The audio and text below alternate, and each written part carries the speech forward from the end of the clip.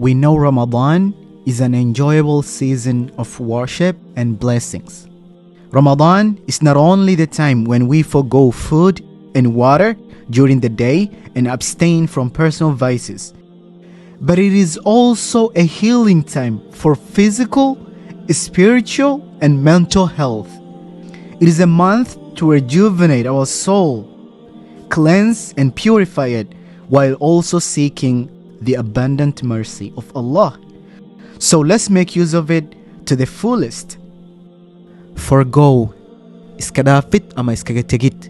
Forgo, vice, xumaan. Abstain, iska ilaalin ama ka joogis ama iska diidid. Rejuvenate, noolayn. Spirit, ruux. Purify, nadiifin. Abundant, badan. Walaal ma ku dhiban tahay barashada luqadda Englishka? hadday jawaabtaadu haa tahay fadlan booqo somalingo.com ama nagala soo xiriir telegram numberkeena oo halkan hoose aad uga jeedaan.